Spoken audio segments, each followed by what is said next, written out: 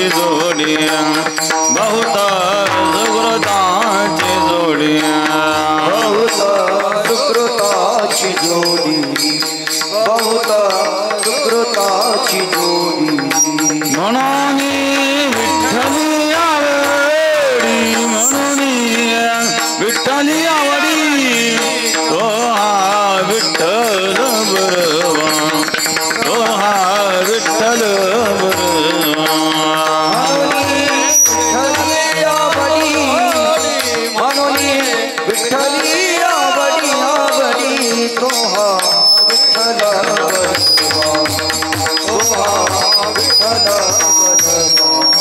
सर्व सुखाचे आगर सर्व सुखाचे आगर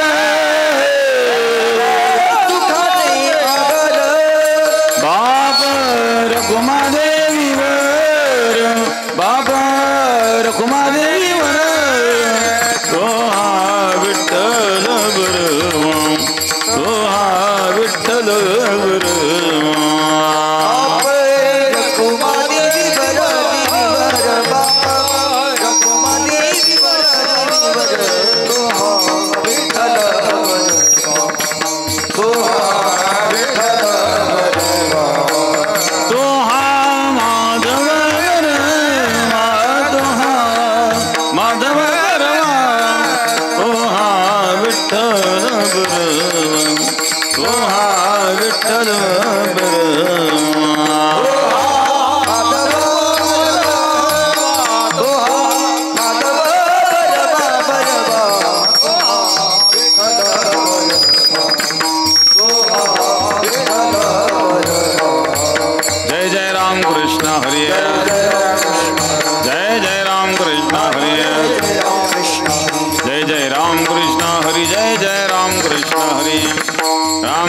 हरि जय जय राम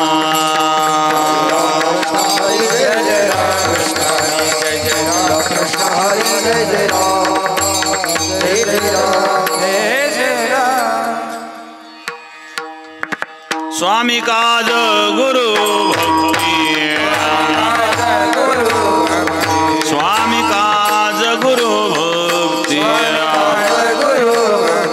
पितृवचन सेवापति पितृवचन सेवापति पितृवचन सेवापति पितृवचन सेवापति पितृवचन सेवापति हेची विष्णूची महापूजा हेची विष्णूची महापूजा अनुभव नाही तुझा अनुभव नाही तुझा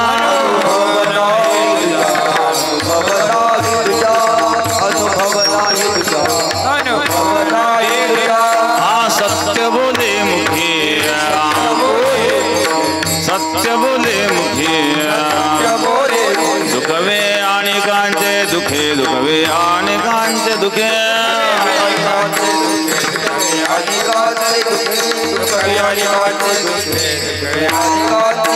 हेची विष्णूची महापूजा हेची विष्णूची महापूजा अनुभव नाही तुझा अनुभव नाही तुझा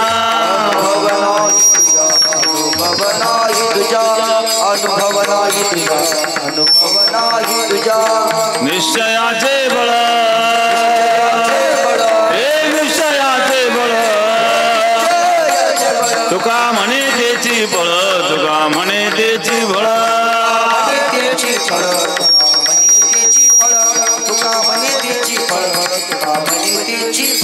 हेची विष्णूची महापूजा हेची विष्णूची महापूजा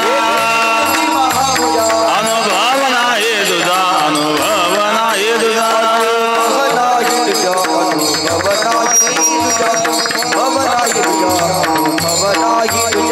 विठोबार घुमाई विठोबार घुमाई विठोबार घुमाई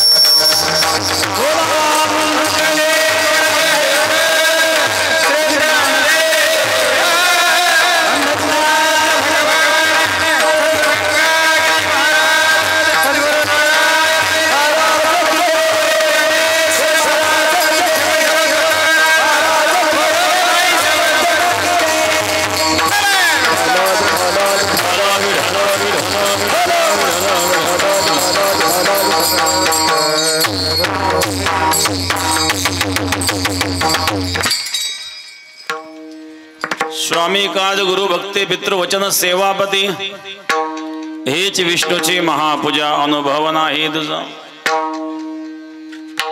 सत्य बोले मुखे दुखवे अनेकांचे दुखे हेच विष्णूची महापूजा अनुभव नाही तुझा निश्चयाचे बळ तुका म्हणे तीची फळ हेच विष्णूची महापूजा अनुभव नाही तुझा पांडुरंग गुरु प्रथम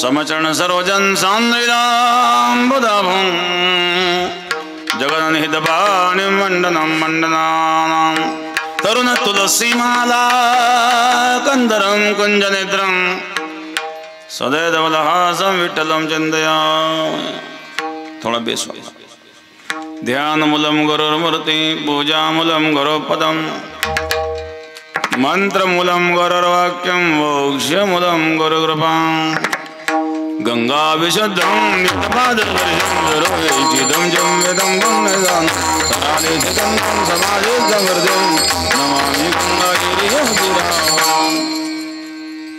शुचिः शीलः समदक्षः सप्रतापे जितेन्द्रियं तं नारायणगिरिं वन्दे सच्चिदानन्दविग्रहम् योगराज सद्गुरु गंगागिरी महाराजांच्या कृपेने सद्गुरु श्री नारायणगिरी महाराजांच्या आशीर्वादाने सेवानिवृत्तीच्या या निमित्ताने Gujarat state fertiliser chemical Gujarat Vadodara येथे इथून सेवानिवृत्ती झाल्याबद्दल श्री भानुदास बारको सांबारे नगिना पिंपळगाव यांच्या या सेवानिवृत्तीच्या निमित्ताने असणारी ही कीर्तन सेवा सांबारे परिवारावर प्रेम करणारे त्यांचे सर्व आप्तेष्ट मित्रगण भक्तगण सर्व उपस्थित ग्रामस्थ समस्त ग्रामस्थ नगिना पिंपळगाव ज्येष्ठ मंडळ तरुण मंडळ महिला मंडळ भजनी मंडळ सर्व मान्यवर पाहुणे मंडळ सर्वांना धन्यवाद गायक वादक मंडळ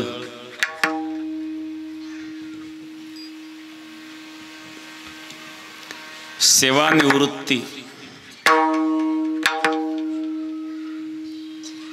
सेवा ही सेवेपासून निवृत्ती ही प्रत्येकाला घ्यावीच लागत असते कुठलेही कार्य जेव्हा आपण करतो ते कार्य विशिष्ट काळापुरतं मर्यादित असतं लहान मुलं असतं आई काम करीत असते ती आईला कामच करून देत नाही आई म्हणते जा खेळायला आईला वाटलं पोरग खेळायला गेलं म्हणजे घरी काम तर नीट करता येईल कारण घरात ते कामच करू देत नाही म्हणजे गेलं खेळायला पोरग खेळता खेळता इतकं रंगलं आई काठी घेऊन झाली अभ्यास करायचा पत्ता नसं खेळतच बसला का उठलं की चाललं खेळायला उठलं की चाललं खेळायला अभ्यास कोण करीन आता खेळायला जा म्हणणारी आई तीच आणि खेळू नको म्हणणारी आई तीच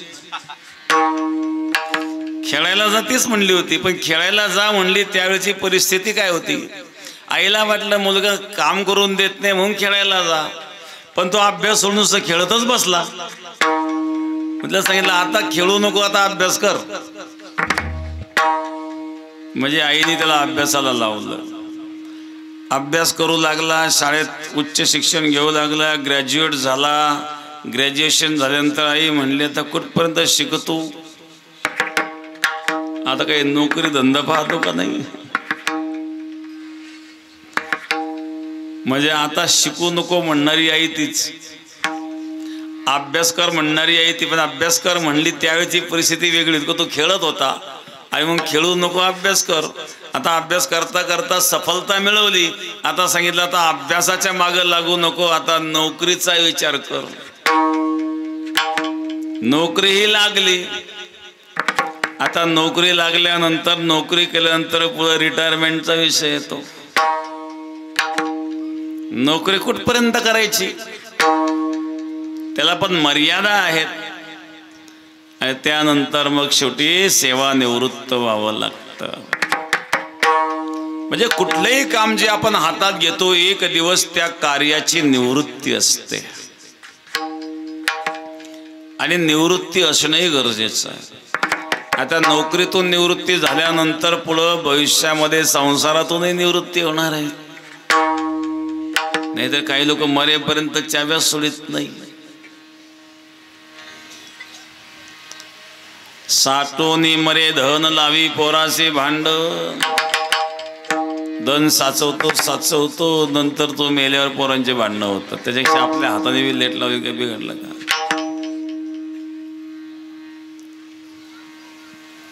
आणि जेव्हा घरात आपली गरज राहत नाही तिथून पण आपण जास्त लुडबुड करू नये,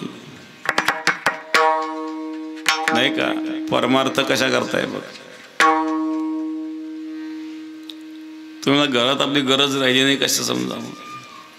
भूक लागली 4 वेळा जेवण आणा म्हणूनही जेवण वेळेवर येत नाही, जाणून घ्यावं आता घरात आपली गरज राहिली नाही.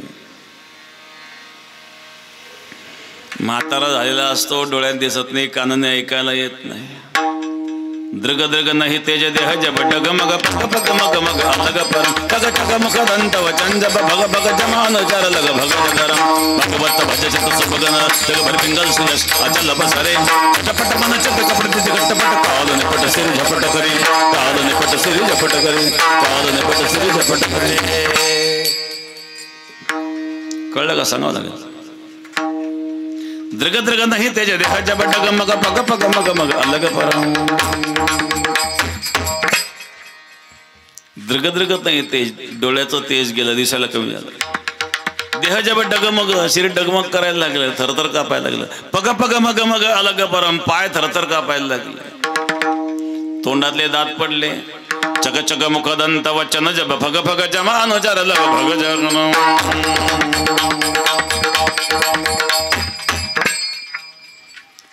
चग चग मुख दंत वचन जब भग भग. तोंडातले दात पडले, बोलताना हवा निघून जाते. वचन जब भग भग. आता जेव्हा अनुचार लग भग जगरम, लग भग जगरम, लवकर जागा हो.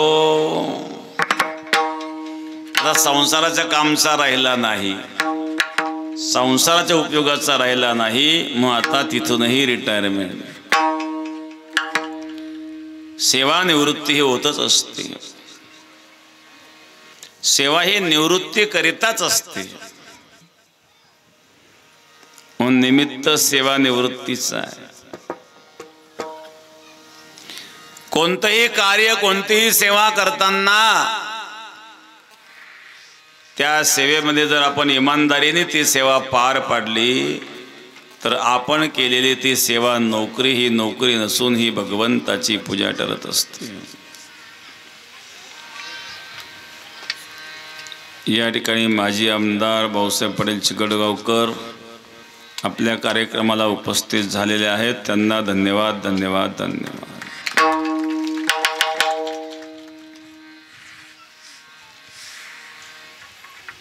विठाला विठाला विठाला विठाला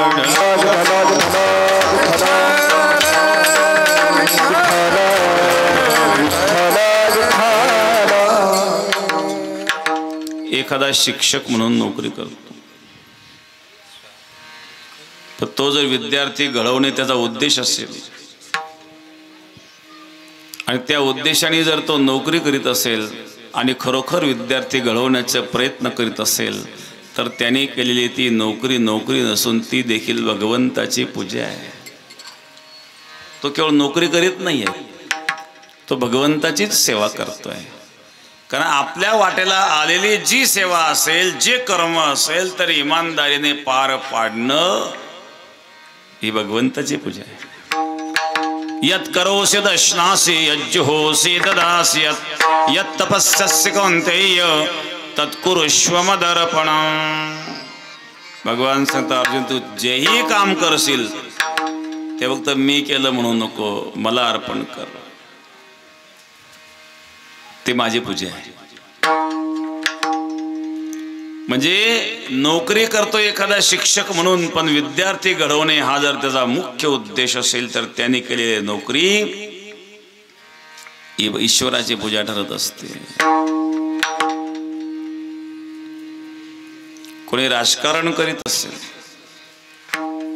पण राजकारण करीत असताना समाजसेवा हा जर उद्देश असेल आणि त्या उद्देशाने जर खरोखर तो राजकारण करीत असेल तर त्यांनी केलेलं राजकारण ही देखील भगवंताची पूजा असते.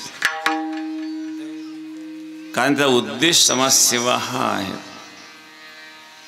नाहीतर मग बाकीचं बोलायलाच नको. एक अडचणी देतो, याला एक न्याय म्हणतात शास्त्रामध्ये, काक उल्कन न्याय. काक उल्कन न्यायामध्ये काय असतं, घोबळाला दिवसा दिसत नाही आणि कावळ्याला रात्री दिसत नाही. मग घोबळ रात्री कावळ्यांना मारतात आणि दिवसा कावळे घोबळ्यांना मारतात. कारण घोबळ दिवसा कमजोर असतात आणि रात्री कावळे कमजोर होतात. कावळ्यांना रात्री दिसत नाही. म्हणजे दुसऱ्याच्या कमजोरीचा फायदा घेण्याकरता जर राजकारण असेल तर याला काय म्हणायचं, ही वृत्ती कोणती आहे, हा कावळ्याची किंवा घोबळाची. दुसऱ्याच्या कमजोरीचा फायदा घेणं. किंवा दुसरा न्याय सांगितला शास्त्रामध्ये, अहिमूषक न्याय. अहिमूषक न्याय म्हणजे, मूषक म्हणजे उंदीर, अहि म्हणजे साप. साप आणि उंदीर दोघं एका पारद्याच्या जाळ्यात अडकले.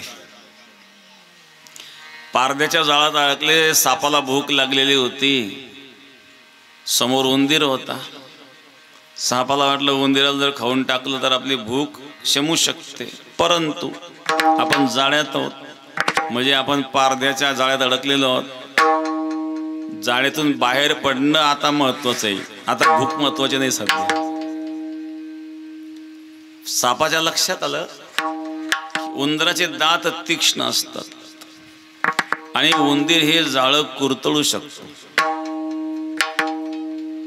पण ते उंदीर घाबरून गेल्यामुळे त्या उंदराला काही सुचेना. हे सापाच्या लक्षात आलं. सापाने ठरवलं आता भूक लागली आहे, पण जाळ्याच्या बाहेर पडणं महत्वाचं आहे. आणि एकदा जाळ्याच्या बाहेर पडल्यावर उंदीर कुठं जातो, मग तो आपल्याच ताब्यात आहे. दोन्ही गोष्टीवर हात ठेवला त्या सापाने. आणि त्यांनी काय केलं, उंदराला थोडा मोठेपणा दिला. राम राम उंदीर साहेब. उंदीर असा फुगला.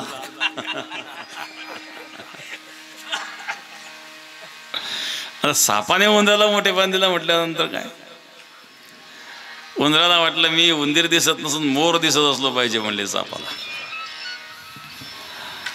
आणि काय काम आहे आपलं, अहो आपण दोघं जाळ्यात अडकलो आहेत, दोघं एकाच दुखण्याचे. आपण पारद्याच्या जाळ्यात अडकलोय. जाळ्यातून निघणं महत्वाचं आहे. मग काय केलं पाहिजे, एवढे तीक्ष्ण दात भगवंताने तुम्हाला दिले, आपण सहज जाळ्यातून बाहेर निघू शकतो. उंदीर म्हणलं हे बरं, माझ्या लक्षातच नाही आलं म्हणली. वास्तविक उंदीर गणपतीचं वाहन आहे, बुद्धिमान पाहिजे. पण बऱ्याच वेळा मोठ्या लोकांजवळ काही बोलता येत नाही. आता उंदीर गणपतीचं वाहन म्हणजे मोठे लोक आहेत. उंदराला पटलं ते. उंदराने काय केलं, जाळं कुरतडलं. जाळं कुरतडल्यानंतर उंदीर आणि साप दोघे बाहेर आले. साप म्हणला मला आता भूक लागली. उंदीर म्हणला आपण मित्र आहोत म्हणले. मित्र आहोत तर बक्षी भेटून जाईल कुठंतरी. मित्र आहोत नाही, मित्र होतो. जेव्हा जाळ्यात होतो तेव्हा मित्र होतो, आता मला भूक लागली आणि भक्ष समोर आहेत, मग आता मी वाट कशाला पाहू? सापाने उंदरावर झळप घातली आणि उंदराला खाऊन टाकलं. म्हणजे उंदराकडून जाळं कुरतण्याचं कामही करून घेतलं आणि पुन्हा स्वाहाकार. याला अहिमूषक न्याय म्हणतात. म्हणजे जेव्हा दोघं अडचणीत होते तेव्हा मित्र, आता हा साप अडचणीतून बाहेर निघाला म्हणे मित्र नाही, मित्र होतो. अशा प्रकारे संधी साधण्याकरिता जर एखादा मनुष्य कार्य करीत असेल तर तो त्यात सफल होत नाही. परंतु तेच कार्य जर समाजसेवेच्या उद्देशाने करीत असेल तर एखादा राजकारणी जरी असेल त्यांनी केलेलं राजकारण हे सुद्धा भगवंताची पूजा असते. एखादी सामाजिक कार्य करणारी एखादी व्यक्ती असेल ते जर समाजसेवेच्या उद्देशाने कार्य करीत असेल तर त्यांनी केलेले सामाजिक कार्य हे देखील भगवंताची पूजा आहे. कार्य जे आपण करतो त्याचा उद्देश काय हे महत्वाचं आहे आणि त्याच्या व्यतिरिक्त कार्य हे विघ्न असतं. एखादा मुलगा शाळेचा अभ्यास करतोय, परीक्षा जवळ आली ना अभ्यास करतोय, बापाने सांगितले ते पुस्तक दे ठेवून हनुमान चालीसा कर. आता ते शाळेचा अभ्यास करण्याच्या मुलाकरता हनुमान चालीसा विघ्न आहे, कारण त्याचा उद्देश काय आहे, त्याला परीक्षेत चांगले गुण मिळवायचे. त्यावेळेला त्याच्या दृष्टीने शाळेचा अभ्यास महत्वाचा आहे. एखादा लग्न का करायचं मुलगी पाहायला चालला, मुलगी पाहायला चालल्यानं रस्त्यात एक साधू भेटला. आओ बेटा मेरा चला बन जाओ. साधू त्याला विघ्न आहे, तो चालला कशा करता?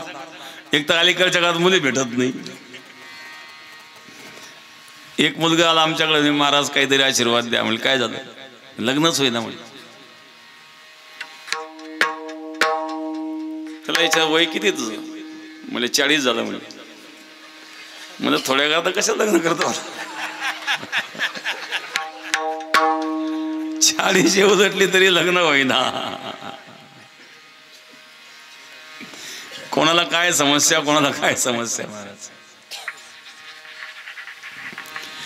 लग्न करण्याकरता निघाला, मध्ये साधू भेटला आणि साधू म्हणला आओ बेटा मेरा चला बन जाओ. म्हणजे साधू विघ्न आहे त्याला. ज्या उद्देशाने जे कार्य आपण करतो ते कार्य इमानदारीने करणे भगवंताची पूजा आहे. त्याच्या व्यतिरिक्त कार्य हे विघ्न असतं. मग आता आपल्या कर्तव्याचं पालन काय? तुकाराम महाराजांनी या ठिकाणी 4 उदाहरणं दिलेली आहेत. सेवकाचं कर्तव्य, शिष्याचं कर्तव्य, पुत्राचं कर्तव्य आणि पत्नीचं कर्तव्य. पहिलं कर्तव्य झालं सेवकाचं कर्तव्य. सेवकाचं कर्तव्य काय? आपल्या स्वामीचं काम इमानदारीने करणं हे सेवकाचं कर्तव्य आहे. एखादा सेवक जर मालकाचं इमानदारीनं काम करीत असेल तर त्याने केलेली नोकरी भगवंताची पूजा आहे. महाराज मग सेवा कशी करावी हे शिकायचं असेल तर त्याकरता हनुमानजीचं उदाहरण आहे. दास्यत्व निकट हनुमंते पै केले म्हणून देखिले रामचरण. हनुमानजीने रामाची सेवा केली, निष्काम सेवा, अपेक्षा नाही आहेत. सेवा धर्मयुतम, सेवा धर्मयुतम, सेवा धर्मयुतम, सेवा धर्मयुतम.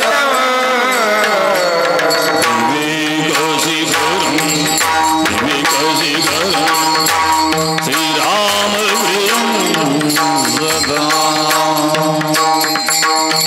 बुद्धि संगीतवाद नृत्य कलश कलश कलश विद्युत वेगमय समर्पण वंदे हनुमते सुखकरं सुखकरं भागवते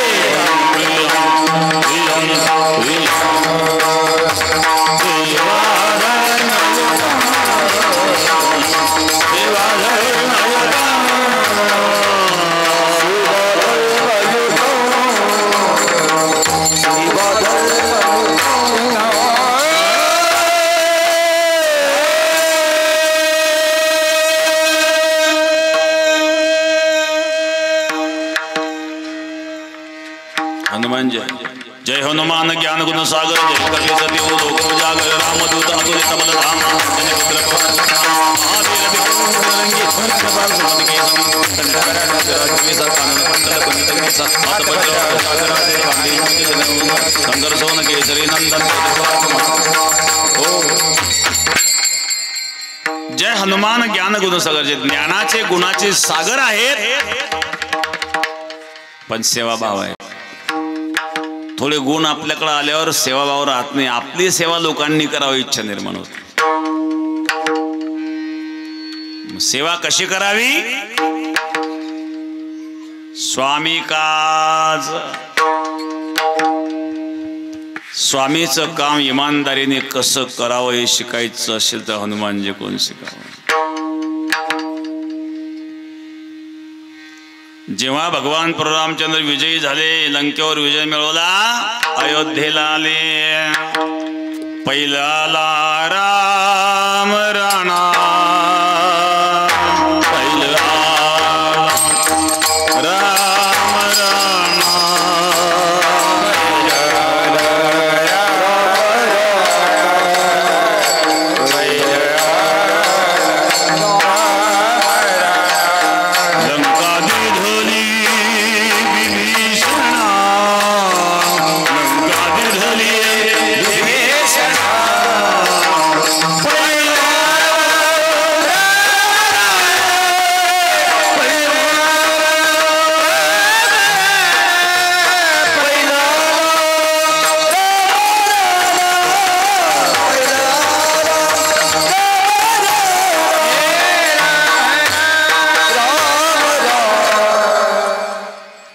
विभीषणाच्या स्वाधीन लंका केली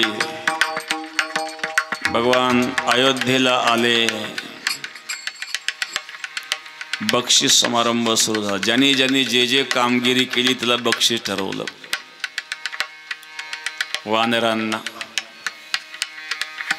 पहिल्यांदा प्रीती भोजन आता पंक्ती कशा धरायच्या माकडाला माहितीये कोण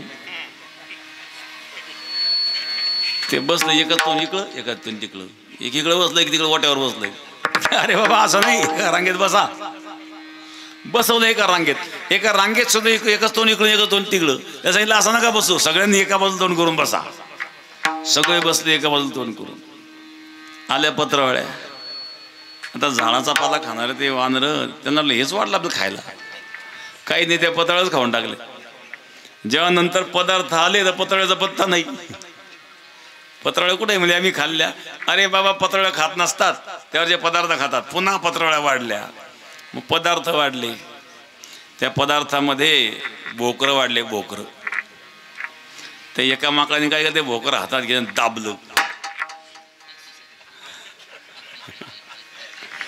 ते भोकर दाबले ते गिठोळी उडी मारायला लागली माकड म्हणलं एवढी छोटीशी गिठोळी इतकी उंच म्हणत मी काय कमी आहे का त्यांनी आणखी त्याच्यापेक्षा उडी मारली बाकीचे म्हणले तूच काय उड्या मारतो आम्ही का कमी आहे का सगळेच उड्या मारायला लागले खाली पंक्तीच काय झालं असेल वानर आहेत ते त्या वानरांकरिता बक्षीस समारंभ सुरू झाला हनुमानजीचा तपास नाही कामाकरता हनुमानजी हजर आहे पण प्रत्यक्ष बक्षीस समारंभाच्या वेळेला हजर नाही पण आमचं उलट आहे कामाला कधी कधी आणि पगाराला सगळ्यांच्या आधी हनुमानजी सेवेकरता हात जोडून उभे आहेत पण ज्या वेळेला बक्षीस समारंभ आहे त्यावेळेला हनुमानजी हजर नाही महाराज मी कथा जास्त लांबवणार नाही पण सेवा कशी करावी तो सेवाभाव शिकावा हनुमानजी कडून रामरायाच्या सेवका शरण आलो म्हणे तुका दुसरं उदाहरण शिष्याचं कर्तव्य शिष्याचं कर्तव्य काय एका गुरुने एका शिष्याला पाठवलं दुकानात 50 रुपये दे जा त्याची पेढे घेऊन ये तो गेला दुकानात 50 रुपयाचे 3च पेढे आले त्यांनी काय केलं तो म्हणला एक तर आपले गुरु आपल्याला देणारच आहेत, मग त्यांनी दिल्यानंतर खाण्यापेक्षा अगोदर खायला काय बिघडलं? ते दिल्यानंतर तर खाणारच आहे ना आपण. पण अगोदर एक त्यांनी टेस्ट म्हणून पाहिलं, पहिला टेस्ट म्हणून खाल्ला, दुसरा गुरु एक खाली एक आपल्याला देतील, मग ते दिल्यानंतर खाण्यापेक्षा आता दुसरे खाऊन टाकते, एकच शिल्लक राहील. गुरुकडे गेला आणि गुरुच्या हातात दिला, म्हणजे किती होते? एकच कसं काय? नाही म्हणले 3 होते म्हणले. 2 कुठे? एक टेस्ट म्हणून पाहिलं म्हणले खाऊन, आणि दुसरा आता तुमच्याकडे आल्यानंतर तुम्ही एक देणारच होते म्हणजे मला, मग तुम्ही दिल्यानंतर खाण्यापेक्षा मी अगोदरच खाल्लं, काय फरक पडला म्हणजे? म्हणले मूर्ख, मी आदेश केला होता तुला, तू कसा खाल्ला म्हणले? कसा खाल्ला म्हणले? तिसरा तोंड टाकला म्हणले, असा खाल्ला. सेवा असे शिष्यातले गुरुचं कल्याणच आहेत.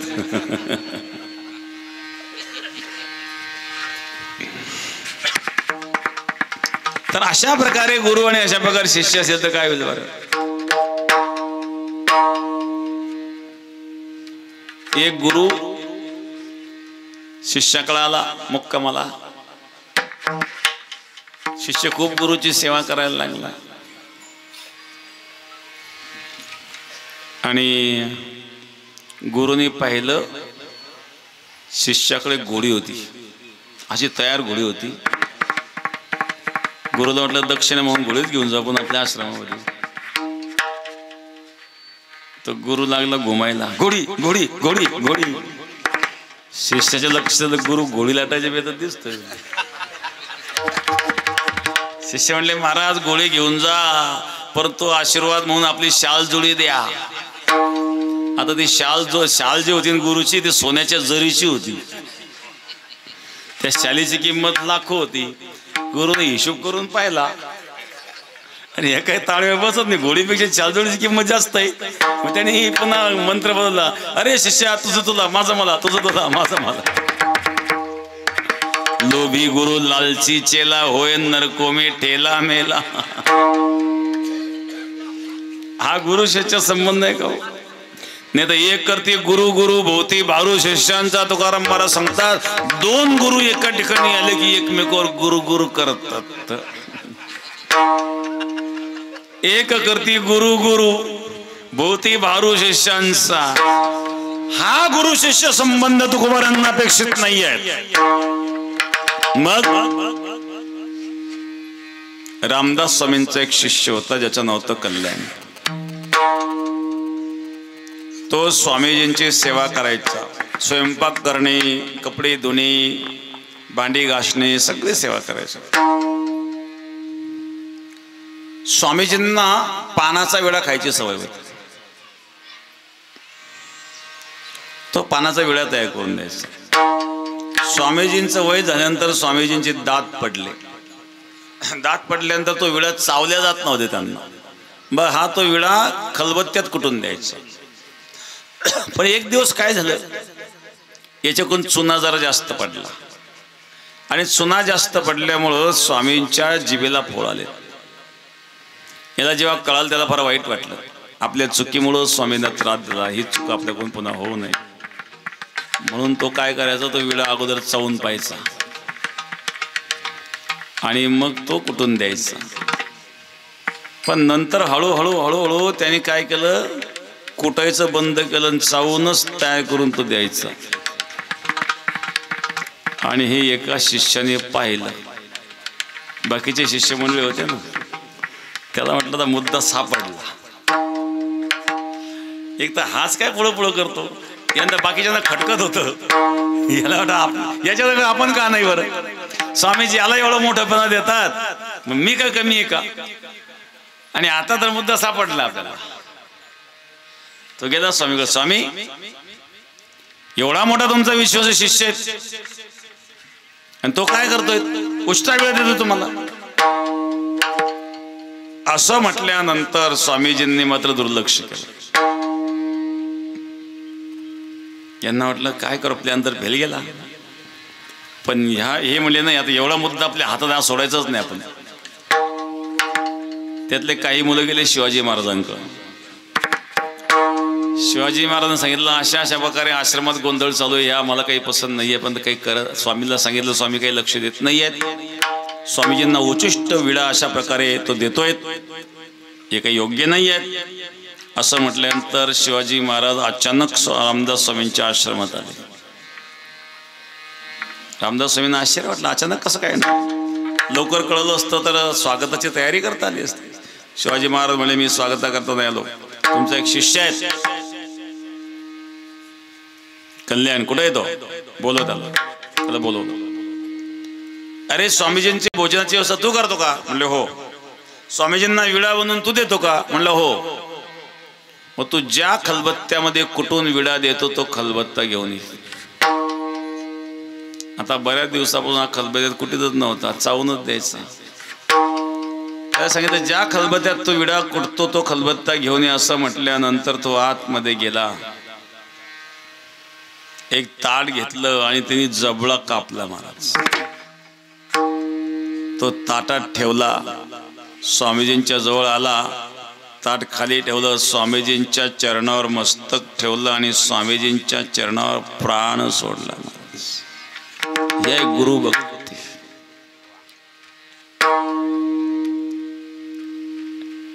अशा प्रकारे गुरु भक्ती ज्याची असेल, निश्चित भगवंताची ती पूजा आहे. तो कोणतंही काम करीत असेल, तो स्वामीजी कपडे धुत असला तर ती सुद्धा भगवंताची पूजा आहे. पहिलं कर्तव्य सांगितलं सेवकाचं कर्तव्य, स्वामी काज, शिष्याचं कर्तव्य गुरुभक्ती,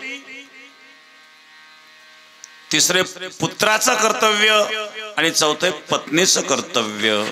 अभंगाच्या प्रथम चरणामध्ये स्वामी काज गुरु भक्ती, स्वामी काज गुरु भक्ती, स्वामी काज गुरु भक्ती, स्वामी काज गुरु भक्ती, स्वामी काज गुरु भक्ती, स्वामी काज गुरु भक्ती, स्वामी काज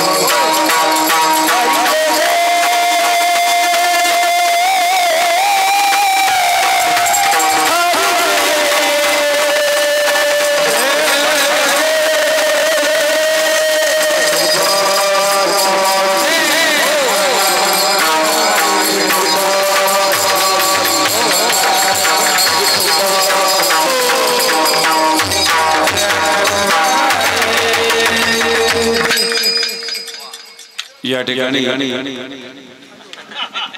माननीय आमदार बोरनारे सरांच्या वतीने त्यांचे बंधू संजू भाऊ बोरनारे ते या ठिकाणी उपस्थित आहेत. माननीय माजी आमदार भाऊसाहेब पाटील चिकडगावकर ते या ठिकाणी उपस्थित आहेत. ते दादा महाराज या ठिकाणी उपस्थित आहेत. सावंत पाटील आहेत त्यांनाही धन्यवाद. थेटे पाटलालाही धन्यवाद.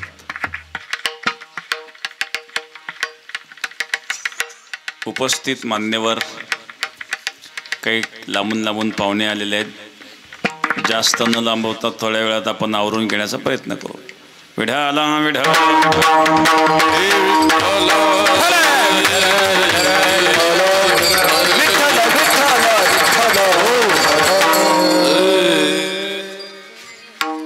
स्वामी काज गुरु भक्ती पितृवचन सेवापती. स्वामी काज सेवकाचं कर्तव्य, गुरुभक्ती शिष्याचं कर्तव्य, पितृवचन पुत्राचं कर्तव्य. पुत्राचं कर्तव्य काय? पितृवचनाचं पालन करणे. याकरता आदर्श उदाहरण भगवान प्रभू रामचंद्रच. पितृवचनाच्या पालनाकरता ज्यांनी राज्याचा त्याग केला. रघुकुलरीत सदा चली आई प्राण जाय परिवचन न जाय.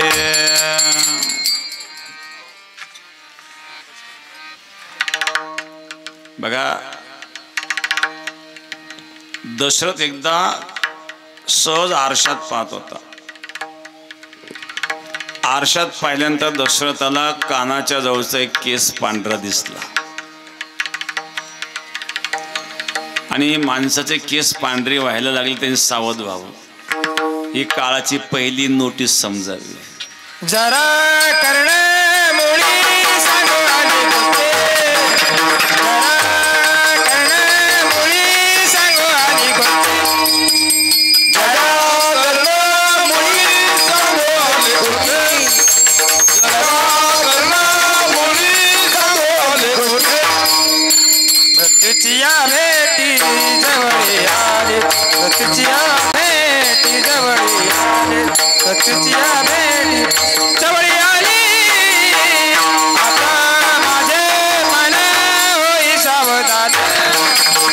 आता माझे मन होई सावधान. मृत्यूची या भेटी जवळी आहे. मृत्यूची या भेटी जवळी आली. आता माझे मन होई सावधान.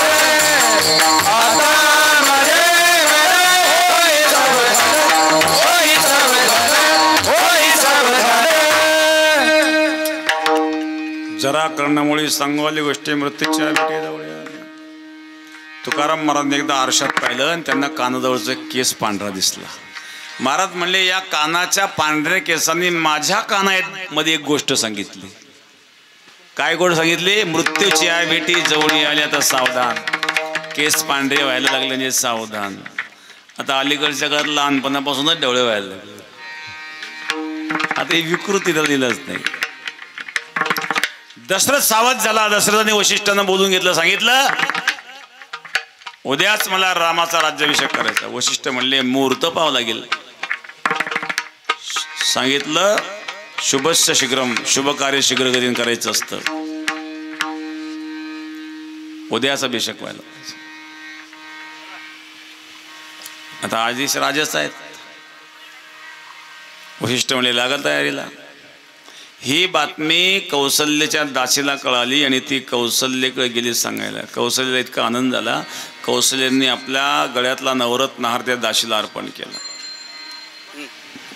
आणि हे दृश्य मंथरेने पाहिलं. मंथरेला ईर्ष्या निर्माण झाली. असाच भरताचा निरोप घेऊन जर मी कैकेकडे गेला असते तर मलाही हार भेटला असता. आणि त्या मंथरेने ठिणगी टाकली आणि रात्रीतून वारं बदललं. बघा, संध्याकाळी रामाला सांगितलं, रामा उद्या तुझ्या राज्याभिषेक होणार आहेत. आणि रात्रीतून एवढं वारं बदललं की रामाला सांगितलं, तुला वनवासात जावं लागणार आहे. पण राज्याभिषेक होणार आहे हे कळल्यानंतर सुद्धा रामाला हर्ष नव्हता. आणि वनवासात जावं लागेल सांगितल्यानंतर दुःख नव्हतं. आपल्याबद्दल होऊ द्या बरंच. एखाद्याला सांगितलं तुमचं आमदारकीचं तिकीट फिक्स, सगळ्या लवाजमाचं फॉर्म भरायला गेलं आणि तिथे गेल्यावर तिकीट कट. तिकू येताना चेहरा बघा बरं. प्रत्येकाची अवस्था आहे. आपल्यामध्ये आणि भगवंतामध्ये वेगळेपणा काय आहेत? भगवंताला सांगितलं उद्या राज्याभिषेक आहेत तरी चेहऱ्यावर हर्ष नाही, आणि सकाळी राज्याभिषेकाऐवजी वनवासाची तयारी आहे तरी सुद्धा चेहऱ्यावर दुःख नाही. मंथरेने सगळं काम बिघडवलं. मंथरेने कैकईचे कान भरले.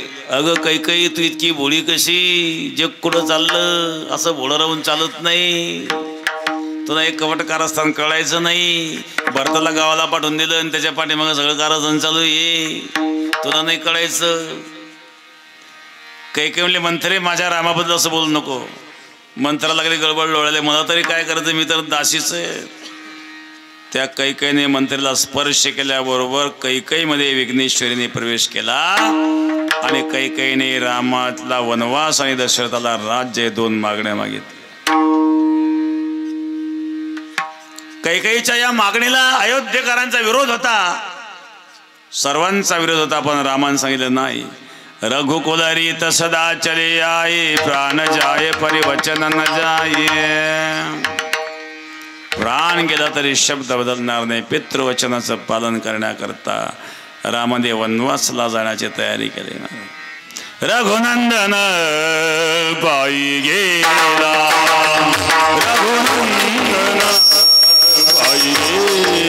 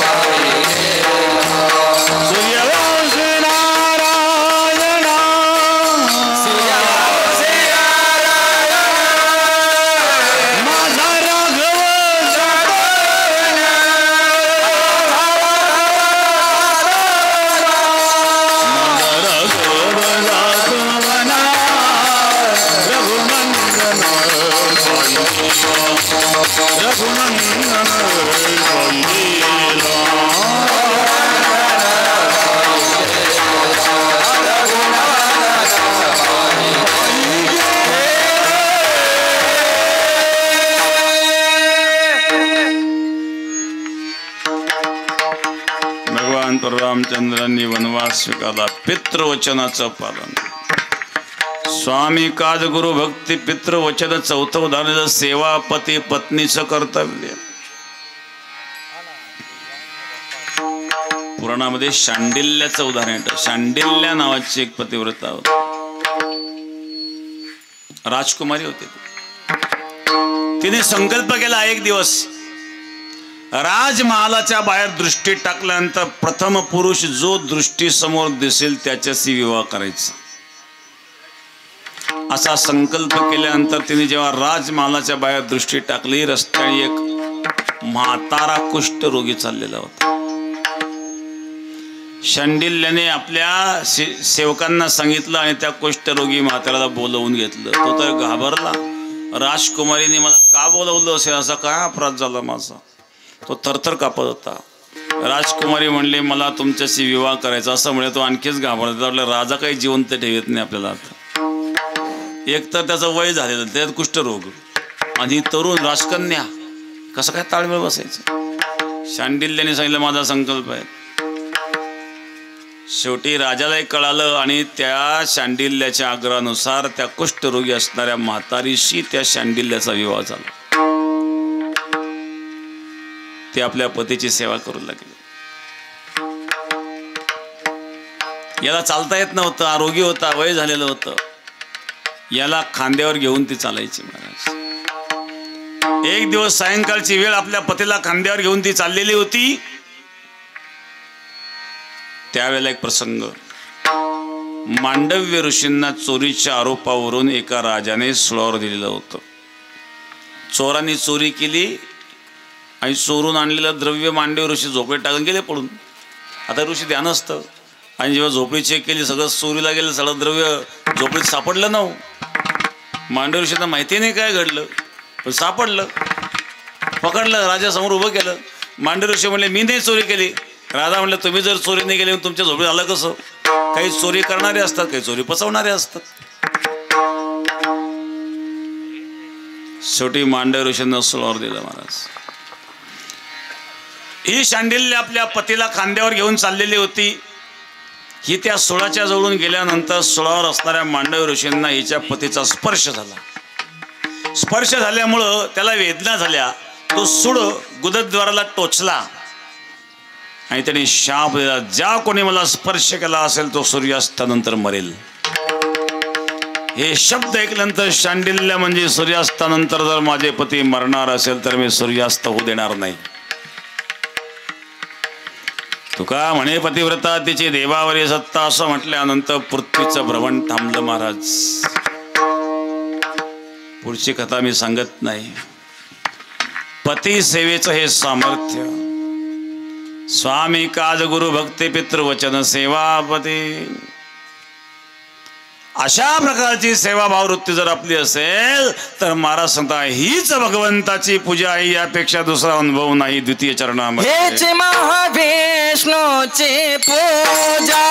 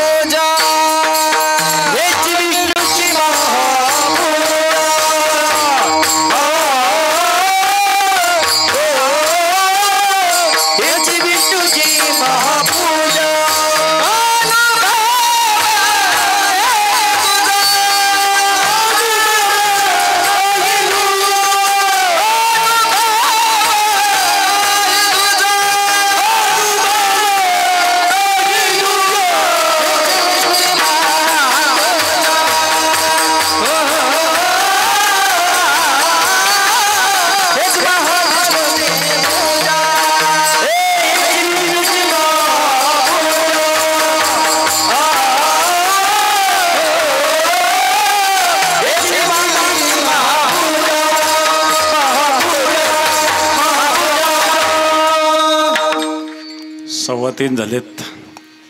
5 मिनिटात आवरून घेऊ आपण. आता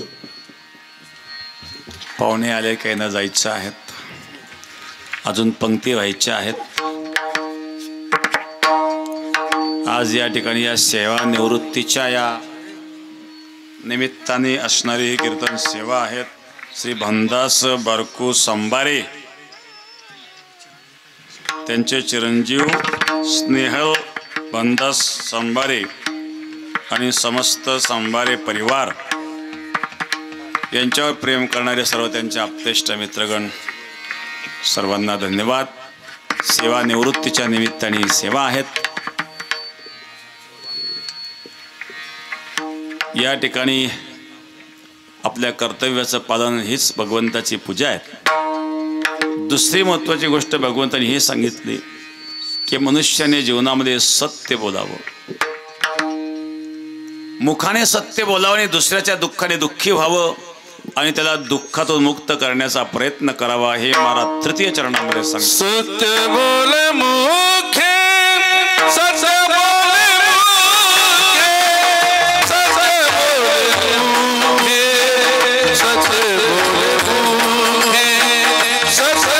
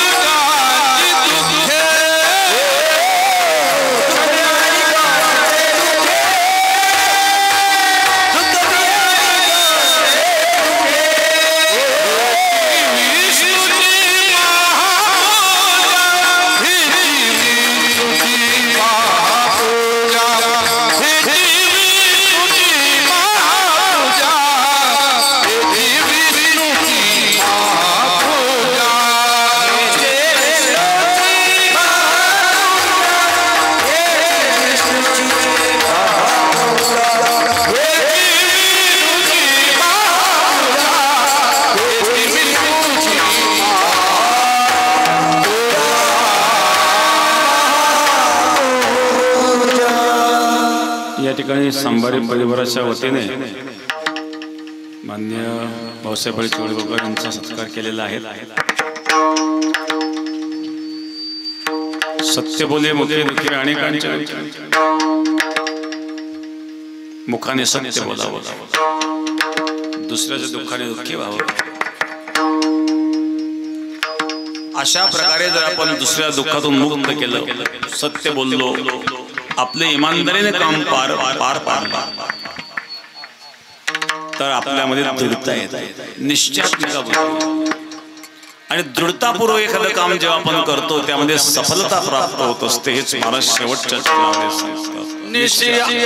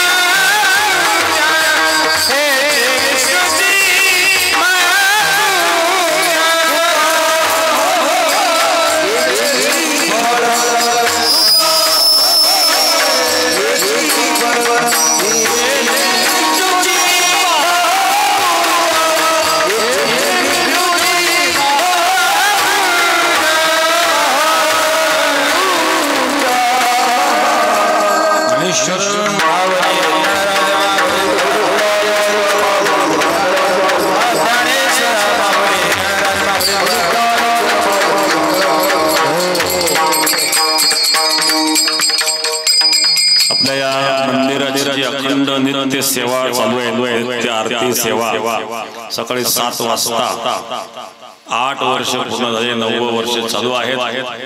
म्हणजे जवळजवळ 3057 दिवस झालेले आहेत. एवढ्या दिवसापासून मूर्ती प्राण प्रतिष्ठेनंतर आजपर्यंत नित्य आरती आणि नित्य सेवा आपल्या मंदिराची आणि ग्रामस्थांच्या वतीनं चालू आहे.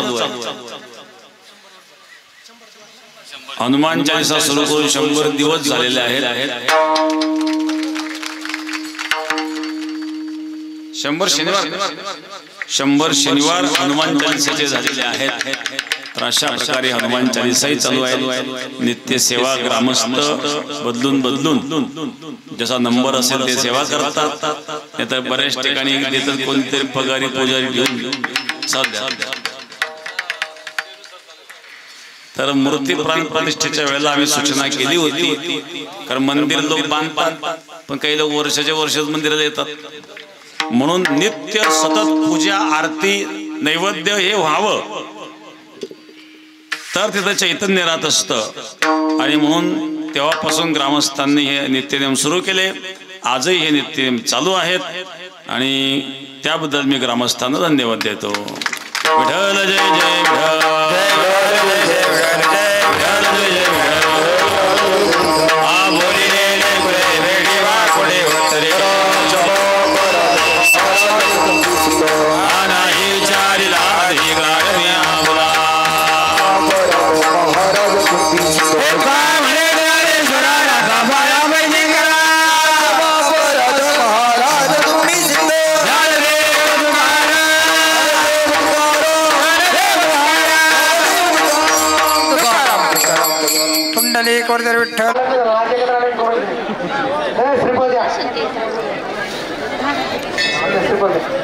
इकडे बघा.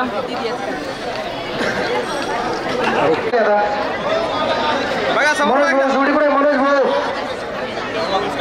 नवनाथ भाऊ समोर बघा. तो बरं बघा समोर, इकडे चला समोर.